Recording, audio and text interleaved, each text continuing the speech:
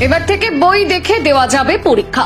নবম দ্বাদশ শ্রেণীতে পরীক্ষার ধাঁচে বিরাট বদল। ওপেন বুক পরীক্ষার প্রস্তাব সিবিএসই বোর্ডের। কেন এমন ভাবনা বোর্ডের?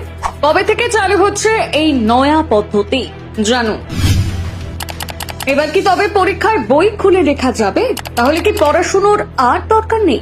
ন্যাশনাল কারিকুলাম ফ্রেমওয়ার্কের প্রস্তাব অনুযায়ী এবার নবম থেকে দ্বাদশ শ্রেণীর পড়ুয়াদের জন্য বই খুলে পরীক্ষা দেওয়ার কথা বিবেচনা করেছে সিবিএসই। একটা সংবাদ মাধ্যমের রিপোর্টের দাবি, নবম এবং দশম শ্রেণীতে ইংরেজি, অঙ্ক এবং বিজ্ঞানের ক্ষেত্রে ওপেন বুক টেস্ট করানোর প্রস্তাব দিয়েছে সিবিএসই। এছাড়া একাদশ এবং দ্বাদশ শ্রেণীতে ইংরেজি, বায়োলজি এবং অঙ্কের ওপেন বুক পরীক্ষা করানোর কথা প্রস্তাব দেওয়া হয়েছে। কিন্তু কেন এমন সিদ্ধান্ত?